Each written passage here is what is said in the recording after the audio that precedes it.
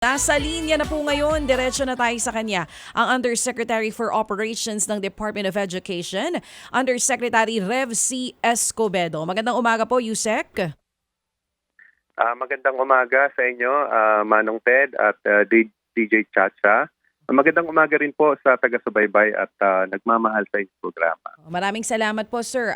Puntahan po natin, sir, hingi lang kami ng initial list for assessment dito nga po sa total damage po sa mga eskwelahan dahil po dito sa mga nagdaang bagyo. Opo.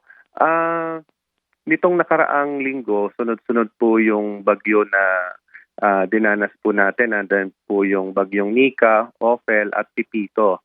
Ito ay tumama sa 10 regions at yung aming mga schools division offices lumalabas na 110 out of 218 division offices ang hinagip po nito. Kasi same path po ang dinaanan ni Pipito sa dinaanan ni bagyong Nika at Ophel. Sa ngayon po, meron kaming partial assessment na yung damages sa infrastructure natin sa mga schools ay umabot na po ng humigit na 1 bilyon dahil totally nasira po yung 323 classrooms at yung 507 classrooms naman ay kinakailangan ng major repairs. Ito ay pa lang partial kasi nasa yung team natin ay bumababa na ngayon sa Aurora at Catanduanes kung saan itong dalawang probinsya ay talagang malala yung pinsala na inabot.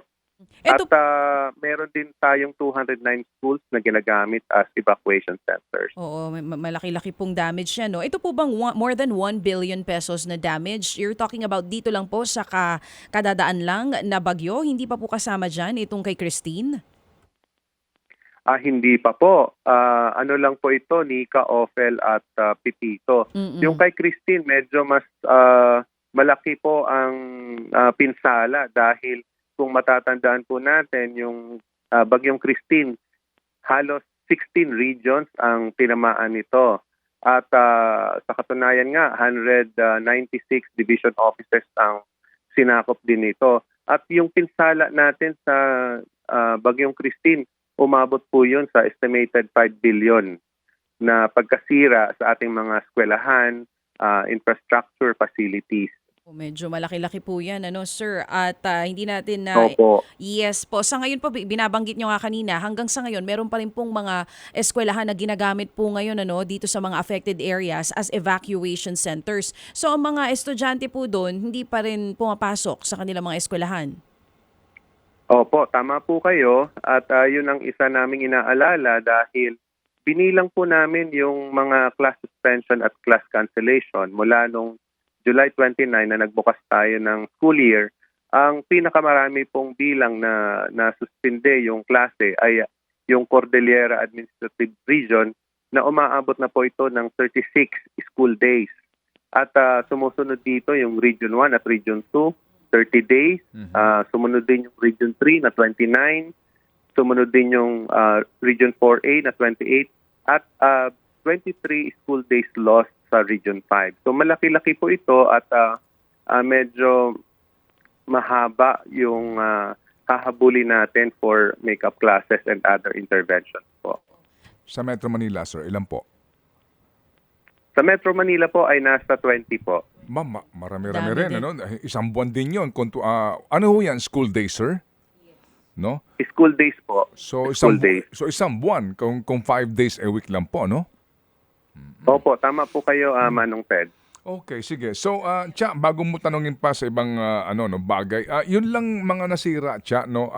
Yusek, may paano po ngayon ang ang solusyon ng DepEd sa repair? May pera pa ho ba ang departamento for this year? Yung sa Quick Reaction Fund po, ito po ang ginagamit natin para sa pag-rehabilitate ng mga nasirang classroom, dulot ng bagyo at anumang disaster. Meron pa pong natitira na 2.1 billion pesos. Pero ito po ay kulang na dahil malaki ang pinsala ng Christine at itong Pipito ay umaabot na initially ng 1 bilyon. Opo. Sige, so sa sitwasyon po ngayon, nakakapusin kayo sa pondo, paano po yan? Definitely, wala na tayong makukuhanan pa ng pondo at kayo aasa na lamang sa appropriations for next year? Nakasaad naman po doon sa provision ng ng NDRMC na kapag nagasta o naubos na itong aming quick reaction fund, ay pwede po kaming humingi ng replenishment sa Office of the President nang sa gayon ay makover po yung pinsala na inabot natin ngayong taon. At yun po ang plano namin na makapag-replenish ng quick reaction fund. Sir, paano po ngayon, who's in charge now of the construction ng school buildings ninyo at saka mga rehab? Opo. Ito po ay under Yusek Willie Cabral. Siya po ang naatasan na humawak ng Engineering Facilities Division in charge of the school buildings and infra facilities. Opo. Meron ho bang ginagawa ang kagawaran na assessment sa tibay ng mga ginawa na nating classrooms? Kasi sir, if you recall, after Yolanda, naging sikat na yung katagang build better, di ba? Na mga classrooms, no?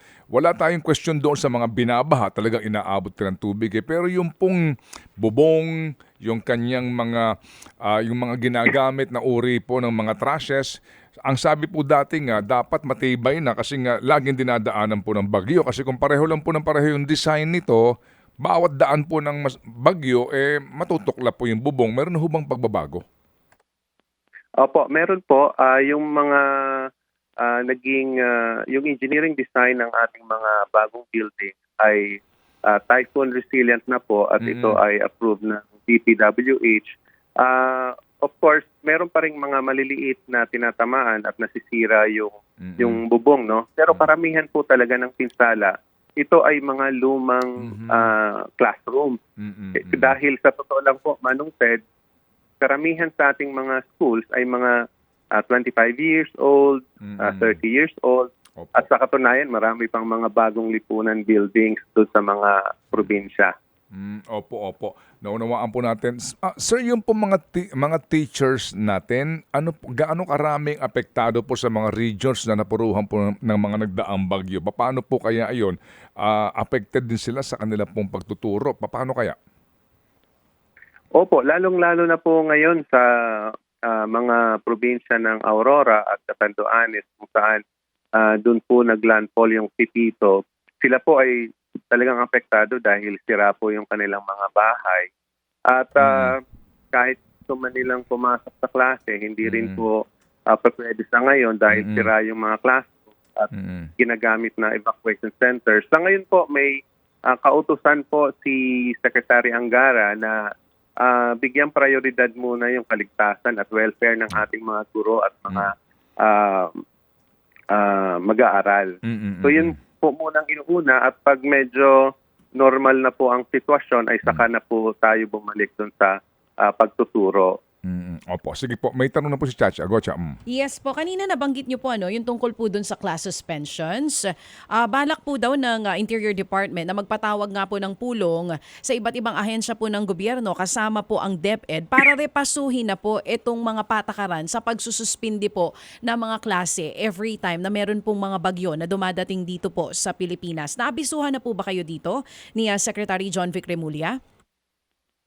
Tama po yun, ma'am. At kahit po si Secretary Angara ay pinaparipaso yung aming DepEd Order number 37 series of 2022. Ito yung palisiya at guidelines on the cancellation and or suspension of classes due to natural disasters po. At kami ay sa amin sa Department of Education, nagpapanukala na rin po kami ng ano ba dapat na maging polisiya para sa kapag merong bagyo o anumang disaster. Dahil sa ngayon po, doon po kami nakasunod sa DO 37 series of 2022 at kami naman ay bumabase din sa existing guidelines, yung Executive Order 66 series of 2012 at sumusunod din po kami sa lokal na pamahalaan sa kanilang otoridad at kapangyarihan hinggil sa pagsuspende at pagkansela ng klase sa panahon na mayroong bagyo.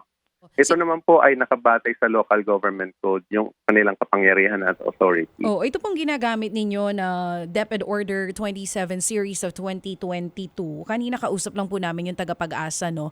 Diyan po sa mga initial talks na meron kayo sa mga taga-DepEd, napag-usapan niyo po ba na medyo it's really time para repasuhin po ito since ang dami din nating school day, especially here in Metro Manila or yung ibang hindi apektado ng bagyo na kahit hindi masyadong malakas ang ulan, nawawalan din po ng klase yung mga bata. Oo. Tama po yun, DJ Chacha, kasi nga dito sa aming sariling polisiya, yung DepEd Order number 37, Series of 2022, kahit signal number 1 ay automatic na kinakansela at sinususpende na yung klase, maging ang trabaho sa mga paaralan. Kung mapapansin nyo, DJ Chacha, yung signal number 1, ito lang ay parang warning lang. At sa katunayan, ang status niyan ay medyo maaraw at umaambon lang ng konti. Pero ang epekto kasi nito ay automatic suspension. So dagdag na school days lost sa ating mga paaralan. At kapag nagsuspended po tayo, napakahirap po niyang bawiin dahil yung learning loss po ay mahirap din po habulin. Opo. So yung nga po, ano po ang sabi dito ni Sec. Sani Angara? Pabor ho ba na siya na to revisit this particular circular para po maging practical? Opo, Manong Ted, sa katunayan po kasi ang trust po ni Secretary Angara maging balanse sa pag-evaluate ng class and work suspension. Kasi naman tama din na maging prioridad yung kaligtasan, safety at welfare ng ating mga guro. Pero on the other hand naman, dapat may balance din na may hinahabol tayong na learning crisis at hindi pwede na basta-basta na lamang nagsususpinde. Oo nga. Kasi po, dalawa po itong bagay, no? Hango nga sa aming interview kanina sa Tagapag-asa at maging kay Secretary John Vic kahapon, ihiwalay natin yung cyclone, yung sa hangin, no, na warning, at saka yung pong rainfall warning, no? Opo, magkaiba yon. So ito nga pong binabanggit nyo na 36 hours po yung lead time. Opo, actually, minsan nga po kahit na number 1, hindi tataas sa number 2 yan eh.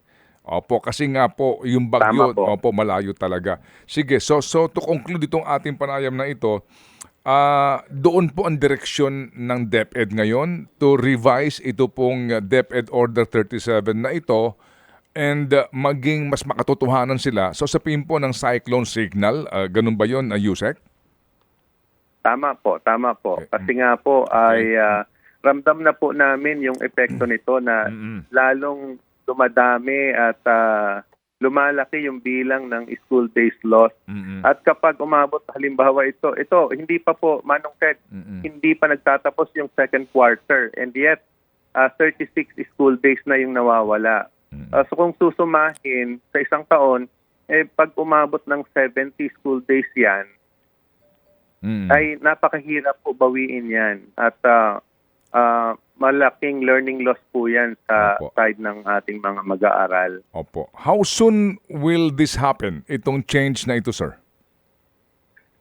Pinapamadali po ni Secretary Angara at yung kanyang instruction by next week po ay magre-report na po kami sa kanya ng aming draft dito sa amendment ng DO 37. Okay. And sir, ano po ang remedyo doon po sa pagkawala po ng learning hours natin? So, meron ho ba din kayo doong order na? Kasi baka po kasi iba-iba ang sitwasyon sa per region, di ba? Doon po sa talagang apektado, naunawaan natin, di agad makakabalik. Pero halimbawa po sa Metro Manila, na yung pong mga lugar naman hindi ho tinamaan talaga ng anumang pong baha o hangin, paano po ang remedyo po ng DepEd? Opo. Yung una nating remedyo ay magkakaroon ng mga make-up classes. Yung mga regional directors, nag-commit naman po, especially Region 5 and Region 3 and CAR, na magkakaroon ng make-up classes. Kung kakayanin, may mga Saturday classes at yung iba naman, mag-aalat ng additional time. For example, sa Kinder 1 to 3, kung 4 hours sila sa loob ng paaralan, Mm-mm. baka maging 5 a day para lang ma-compensate yung nawala. At yung mga iba naman, yung regional directors, ay yung academic break na meron tayo sa November 25 to 29, gagamitin nila yon para sa makeup classes. At isa pang importanteng instruction ni Secretary Angara na palakasin yung alternative delivery mode at gagamitin itong dynamic learning program. Kasi nga, sa dalas ng walang klase, kailangan magkaroon ng mga innovations paano ma-i-deliver yung learning sa mga mag-aaral. Opo. Sige po. So salamat na marami po sa inyo, Yusek. Kung meron na po kayong bagong circular, muli kaming tatawag para po namin makuha ang informasyon Opo. at maging bahagi po kami ng ng medium sa pagpapakalat po ng informasyon na ito. Opo, Manong Ted at DJ Chacha, makakaasa po kayo. Opo. Salamat po, Yusek, at good luck po dito po sa inyo po mga balak na mga magandang pagbabago. Salamat po, Yusek. Thank you. Opo, thank you. Yan, si Undersecretary Revsy Escobedo. O,